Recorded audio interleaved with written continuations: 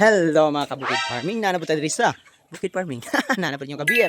And for updating sa ato ang bukid farming again is, well, nakaset up na taog breeding pen sa ato mga game fowl. Yeah? Ano itong game fowl breeding? Charan!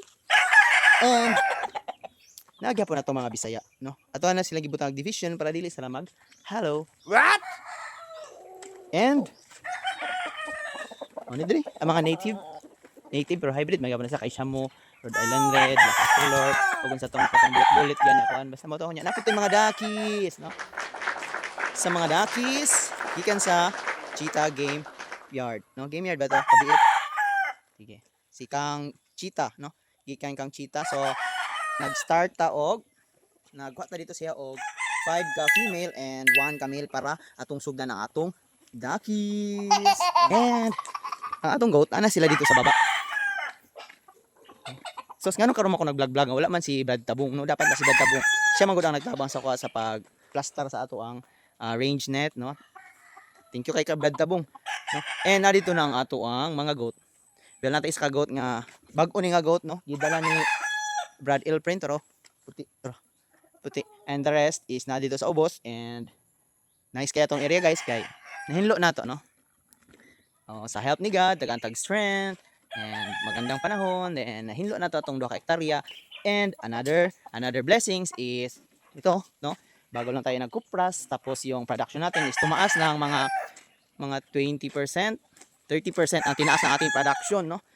Last cropping natin is nasa 4,000 nuts lang tayo, but ngayon is nasa 4,900. So halos umabot na tayo ng 5,000 nuts. And ang timbang niya nung nagpisar tayo is mga 1,200 kilos, no? Gross yon. And yung uling, no? Yung uling, ginatrabaho ko na naman yung uling and yung bagol, no? Tinabunan ko na naman yung bagol, tapos bumili ako ng trapal para hindi maulan na. So ayan, yun yung update sa ating sa ating bukid farming. And meron tayong mga baboy diyan. So ganyan ang nangyari sa baboy natin. Nilagyan natin ng trapal para hindi siya ma-direct contact in the wind and the air, kasi nga yung experience natin last year, naubos talaga ang ating mga alaga kasi guys, sa aking experience lang, no? Sa aking experience is lumakas ang hangin, then ayun, bigla na lang nagluya yung alaga natin, and ayun nga, dead sila, no?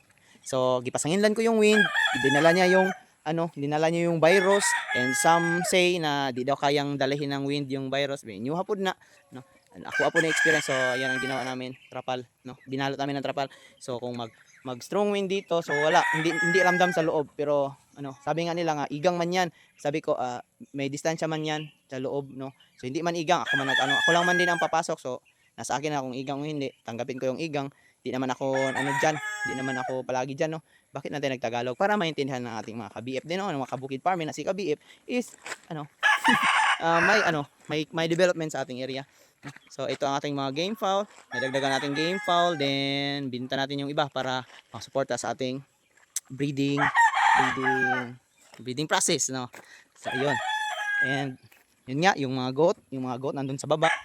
Then kung saan yung portion na makapal na yung damo, lipat natin yung mga goat natin. So hindi na tayo kailangan maghagbas, no? So ang ginawa ko din pala bago naglagay ng mga kambing is nag-apply tayo ng herbicide, no? Para doon sa mga portion na may mga saging na hindi pwede lagyan ng kambing kasi kainin yung dahon ng saging ng kambing. So nag-herbicide tayo, and pag tumubo na yung mga saging, bago natin lagyan ng kambing, no?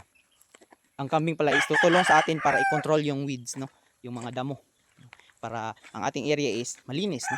And yung nutrients na kailangan ng ating niyog is sila lang talaga makinabang, hindi yung mga damo. And nagbili din tayo, no? Kasi nga na surprise ako na tumaas yung production. So nagbili na naman ako ng salt fertilizer, no? Yan na naman ang tatrabawin natin. So nagsabot kami ni sir na, sir, maganda talaga mag-apply ng fertilizer, sir. So lagyan ulit natin ng fertilizer, sir, para madagdagan na naman yung production ng ating niyog, sir. Sige, wala naman siyang magawa kasi decision ko naman yun, no? Tapos maganda man yung resulta nung ginawa ko, no? So napagod pala ako. Mag-upo na lang tayo. Okay.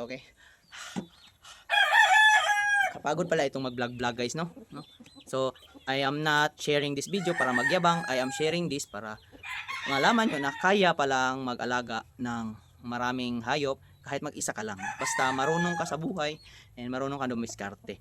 No? So, maliban sa akin, may mga taong tumulong sa atin, no, para matrabaho yung mga trabahuin and mag-alaga ng mga hayop, no? May mga financer tayo dyan, wag lang natin i-mention sila, no? Secret to lang natin yon. Okay, sige. Pero shout out sa mga brotherhood natin na, no, sa mga Peltans S and sa mga Peltans, no. Yeah. Lalo naman akong gumawa po, bay. Tapos bahala na kayo dyan. Sige, yun lang ang update. Anong araw ngayon? August 29. So, yun for the update. And pasensya na kung hindi na ako nag-vlog araw-araw kasi medyo busy talaga. Hectic yung schedule. Tapos, as usual, ganun lang din ang ginagawa ko, no?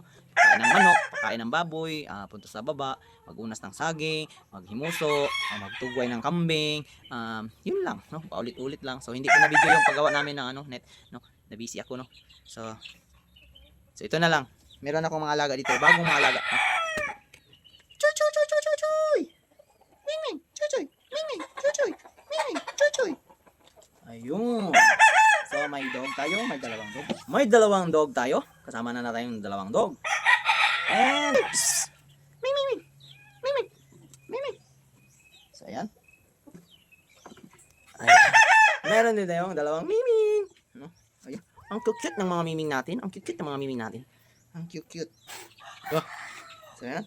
Yung pusa is male and female and yung aso male and female din. Yun lang. Thank you.